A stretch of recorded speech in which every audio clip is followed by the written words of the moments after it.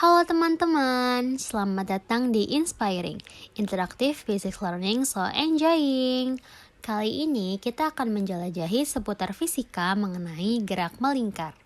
Tentu kalian sudah sering mendengar kata melingkar, tapi tahukah kalian bagaimana konsep benda tersebut dapat bergerak melingkar? Dan mengapa benda tersebut dapat membentuk lintasan berupa lingkaran? Nah, untuk menjelajah lebih lanjut, yuk simak video ini secara seksama agar kalian dapat bereksplorasi setelah memahami video ini. Apa itu gerak melingkar? Gerak melingkar merupakan suatu benda yang bergerak membentuk lintasan berupa lingkaran atau dapat kita katakan benda ini berputar dengan kecepatan tertentu. Contohnya, roda-roda yang bergerak, kipas angin, kincir angin, dan wahana biang lala. Nah, teman-teman, benda-benda bergerak melingkar ini memiliki karakteristik berbeda yang dapat kita lihat dari pergerakannya. Contohnya saja pada roda-roda sepeda yang bergerak dikendalikan oleh manusia, yang mana akan bergerak dengan kecepatan berubah-ubah, sehingga termasuk gerak melingkar berubah beraturan. Kemudian pada kipas angin yang bergerak dengan bantuan listrik yang memiliki arus listrik dan tegangan yang konstan, sehingga termasuk gerak melingkar beraturan. Oke, jadi teman-teman bisa diingat ya, bahwa gerak melingkar itu ada gerak melingkar beraturan dan ada gerak melingkar berubah beraturan. Tapi, apakah kalian pernah terpikirkan bagaimana benda itu dapat bergerak membentuk lintasan lingkaran? Oke, untuk kalian bereksplorasi lebih lanjut memahami penyebab benda bergerak melingkar, perhatikan dan bayangkan jika kalian mengayunkan sebuah bola melalui sebuah tali. Dari pergerakan ini, kalian pasti pernah mendengar hukum gerak kedua Newton yang berhubungan dengan benda yang bergerak dalam lintasan garis lurus.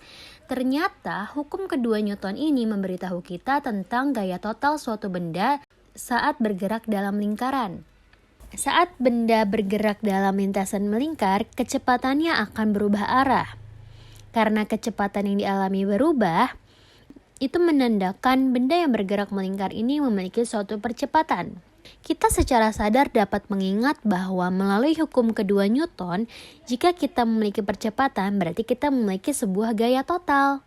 Dalam benda bergerak melingkar yang memiliki gaya total inilah yang akan disebut gaya sentripetal. Nah, kalian udah pernah dengar belum nih apa itu gaya sentripetal? Gaya sentripetal ini yang menyebabkan bola ini tidak bergerak lurus, tetapi bergerak seakan ada gaya yang menarik hingga berputar. Yang secara tidak langsung kalau kita bayangkan dan teliti bola ini bergerak mengarah ke pusat lingkaran akibat adanya gaya sentripetal. Ingat saja kata sentri yang berasal dari kata center yang berarti gaya ini menuju ke pusat lingkaran. Nah, kembali lagi ke bola yang kita ayunkan. Bola ini memiliki kecepatan tangensial yang berarti arah dan kecepatan gerak benda ini selalu menyinggung lingkaran.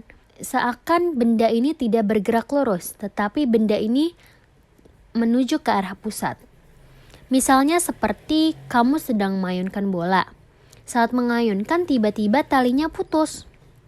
Nah, bola itu akan terbang lurus ke arah tangensial dari titik terakhirnya. Jadi, arah dan besar kecepatan itulah yang disebut kecepatan tangensial. Tapi saat mengayunkan bola, jika talinya tidak putus, dan bola tetap mengayun, kecepatan tangan itu akan terus-menerus mengubah arah ini.